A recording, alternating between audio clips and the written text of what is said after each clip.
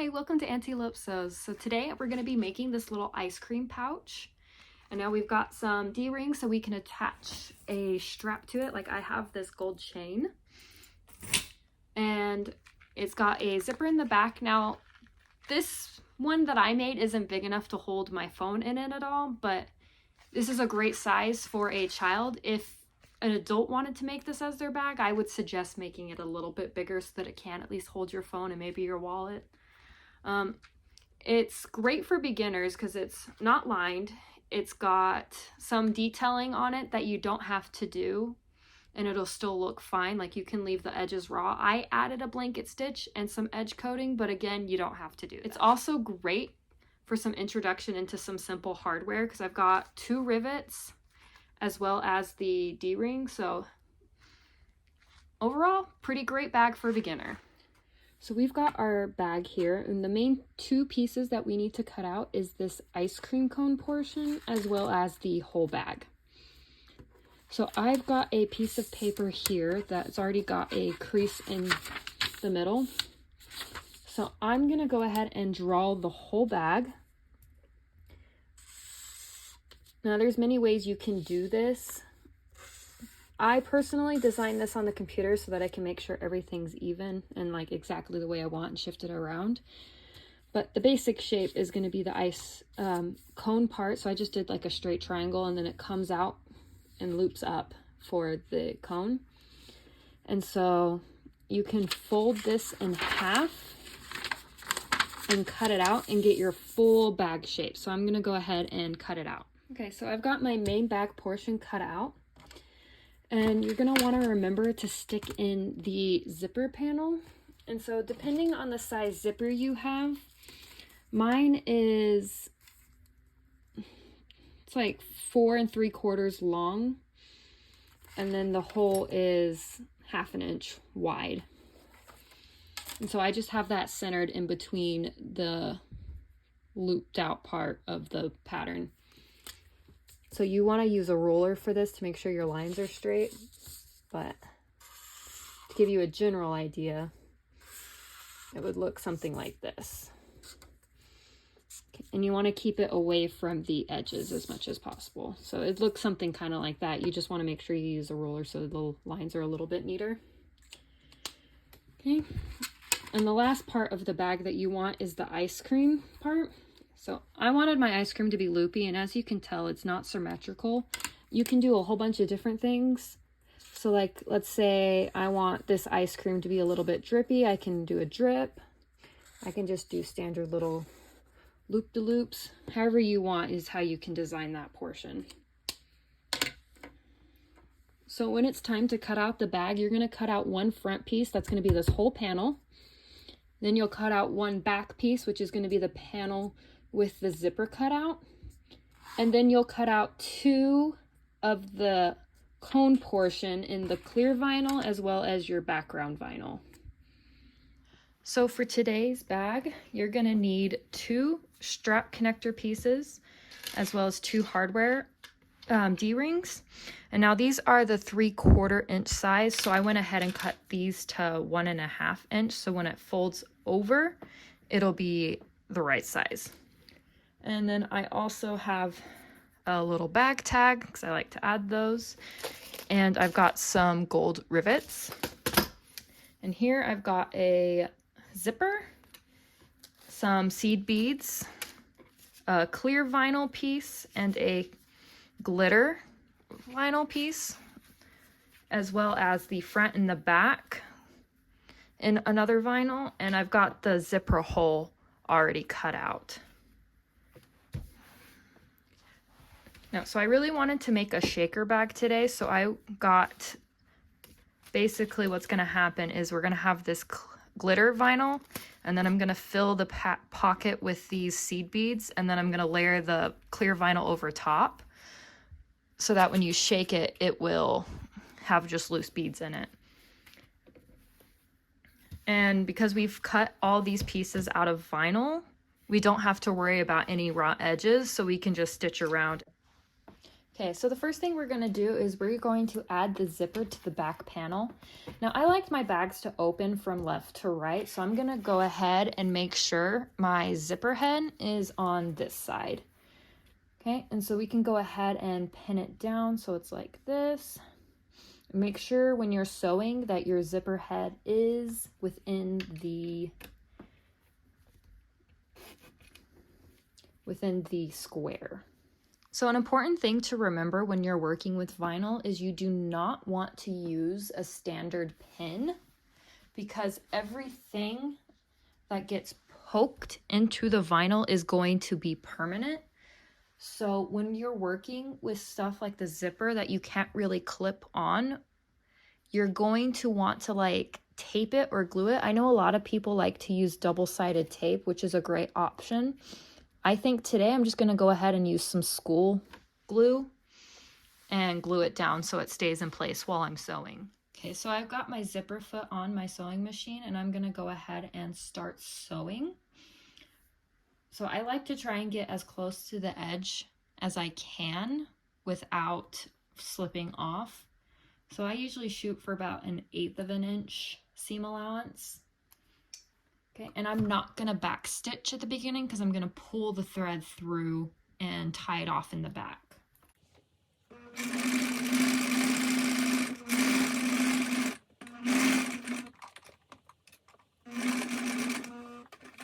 Okay, and I'm gonna stick my foot in, or my needle in at the corner, and I'm gonna go ahead and pick up the foot, and I'm going to move my zipper. So I want to make sure that we don't sew the zipper off of the back, because otherwise this zipper will be useless. Okay, and then I'm going to go ahead and pivot the fabric, and I'm going to go ahead and continue on sewing.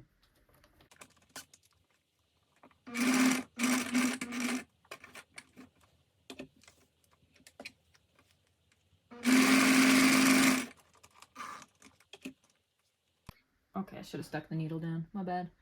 Stick the needle down before you pick up your foot, otherwise things shift around and get squirrely. I just want to move my zipper back so it's not in my way. There we go. There we go. Now we can continue sewing.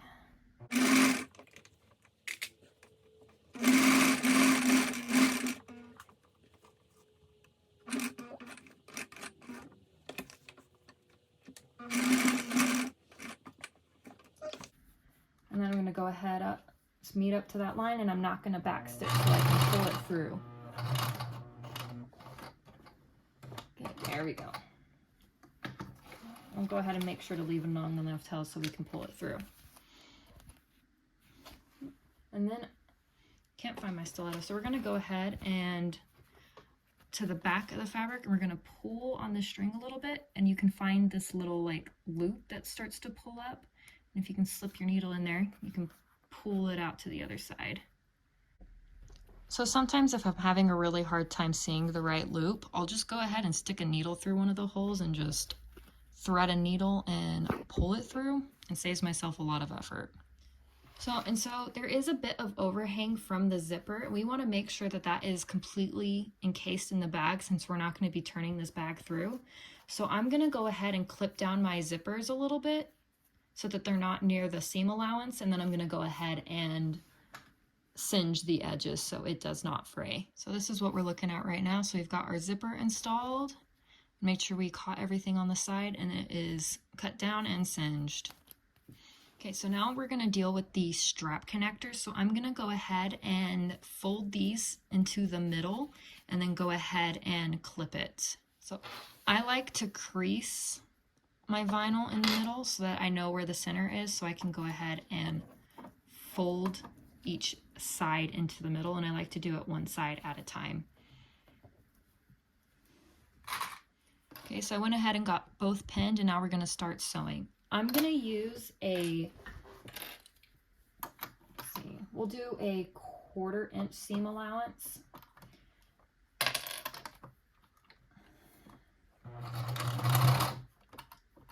And I don't like to backstitch on vinyl because I find the more holes I make in it, it's a little bit like more fragile, so I try and do the least amount as possible.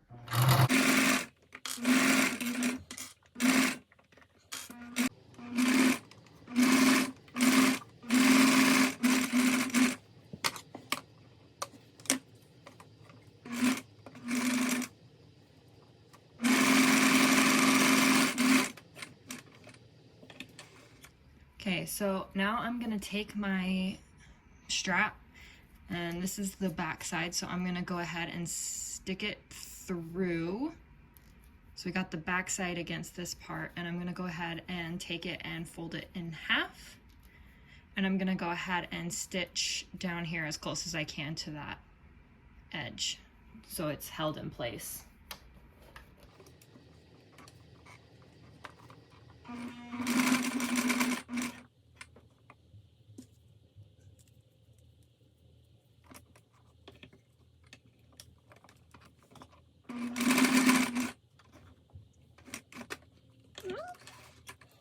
So we've got those D-rings attached now. Okay, so I've got one of my strap connectors pinned down. We're gonna try and pin them down to the inside so that just this little bit is hanging out.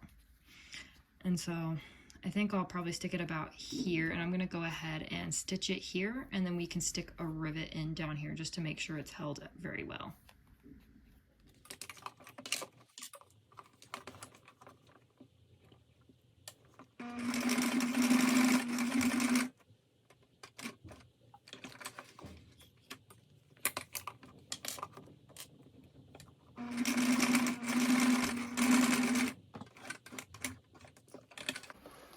And I'm gonna go ahead and leave long tails so I can pull it through and tie it in the back. Okay, so now we're gonna go ahead and install some rivets. And so I've got this hole puncher, and I usually just eyeball this. So I want it to be far enough away from the seam allowance, but still to hold those straps in place a little bit better. So I'll go ahead and punch one there, and then come on the other side and punch one here. Okay. Now there's a couple different ways you can install rivets. There is the hand method where you get an anvil and then you hammer it down. I personally prefer using the rivet press. I find I can get them in a lot easier. So I'll go ahead and grab my rivets and we'll get those installed.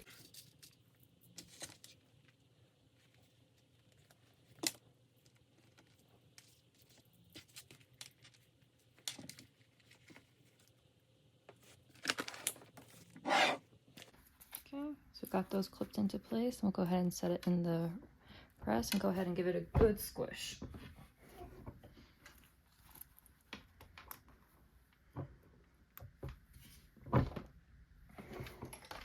Alrighty, so there we go. It is in place, and it's going to hold those straps in so that they have a little bit extra support. So I think I'm going to go ahead and get my bag tag sewn on at this point, and so I'm going to go ahead and place it in the center right above the zipper, which I think my daughter is going to super love because it kind of looks like a face. So I found this little heart cut out in my stash, so I'm going to go ahead and sew it on like a little cherry on top of the ice cream. And again, going slowly is the best course of action because they are really tight corners, and if you want it to look neat, sometimes it just takes some patience.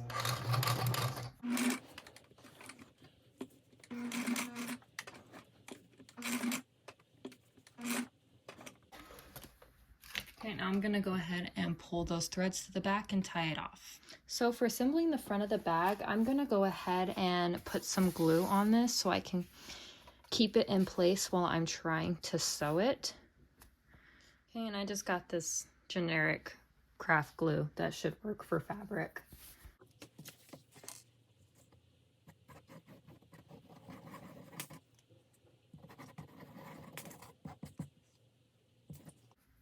Okay, so I'm gonna get it glued down, and I'm just gonna wait for it to completely dry because I don't want it to gum up my needle.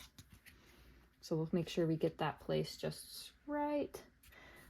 And this is one perk of using a cutting machine to cut out your pattern pieces, is it lines up absolutely perfectly. So I'll go ahead and place a book on that so it'll dry flat. So I'm gonna go ahead and stitch the bottom part of this ice cream, and So I'm going to try and stitch it as close to the edge as I can. So I think I'm going to go ahead and use like an 1/8 of an inch seam allowance.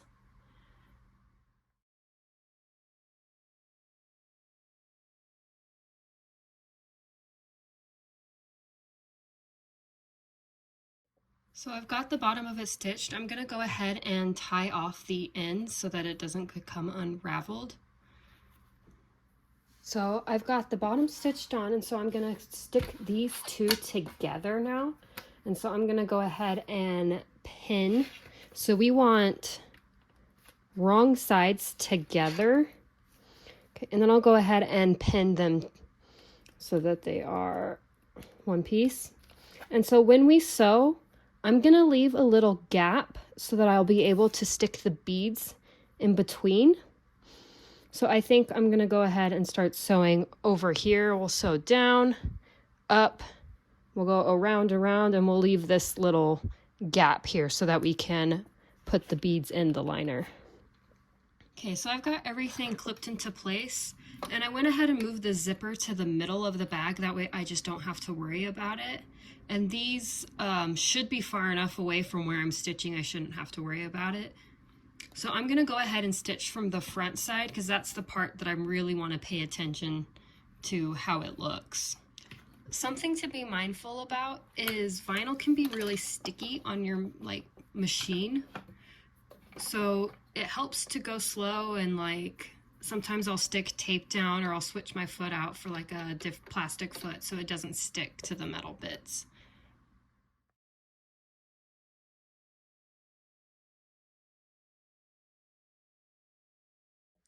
So when sewing through some thicker parts of the material, so like here we have a layer of vinyl and then the strap, another layer or 3 more layers of vinyl, so it's like a pretty hefty part of the bag. So something that helps is to stick something underneath your sewing needle when you've got your foot, so it keeps that presser foot level. They do make things for this. I couldn't find mine, so I just used what I have around, and today was those. Okay, so we've got everything stitched around except for this little gap. So we're gonna go ahead and take our beads and pour them in there. So we're pouring in between the clear vinyl and the glitter vinyl.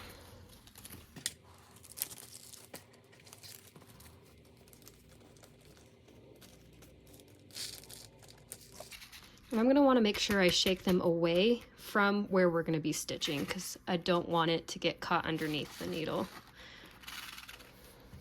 Okay, so I'm gonna go ahead and start stitching and just finish off that little loop.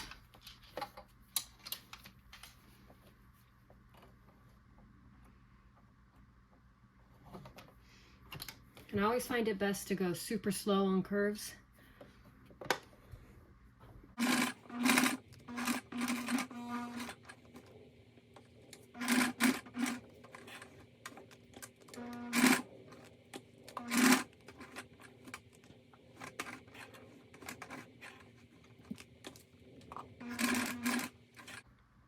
Okay, then we can go ahead and tie it off. Okay, now that I've got the whole bag stitched, I'm gonna go ahead and clean up some edges. Part of the fun of working with vinyl is sometimes it can kind of stretch and warp a little bit. So as careful as you are, you might have some things popping out. So I'll just go ahead and trim those down so all the edges line up.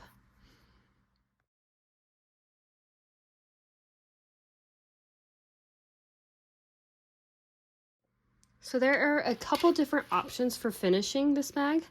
So one option is to just leave the edges raw. Second option would be to do a blanket stitch around the raw edges. And the other option would be to do an edge coat. So I think I'm gonna go ahead and edge coat around the cone part, and then I think I'm gonna do a blanket stitch around the ice cream.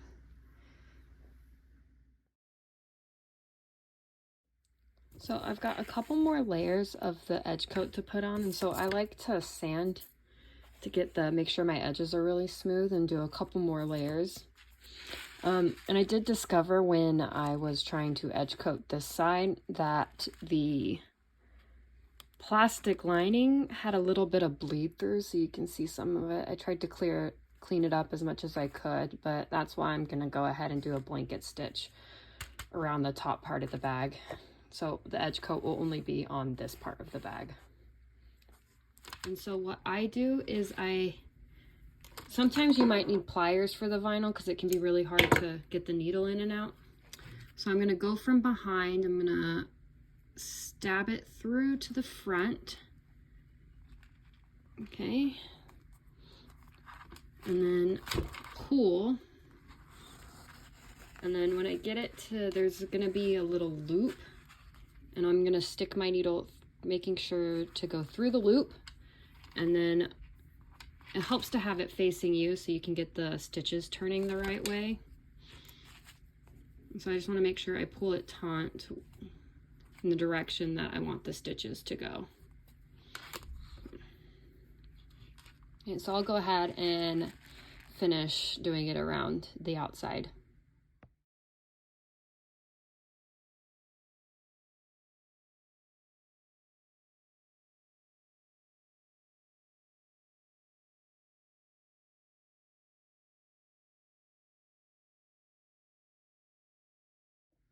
Okay, and when you get to parts like this that have, so basically it's something behind it, so like here and here and here, you're gonna wanna just kind of pick up and come in from behind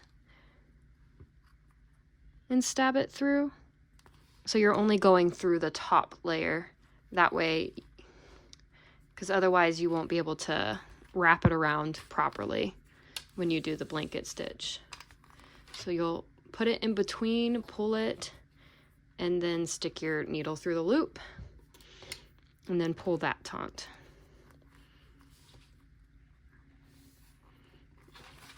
And so it won't be on the back, so you can go back and do like a short little blanket stitch there if you really like, but I think I'm just gonna leave it as is. I think that looks nice.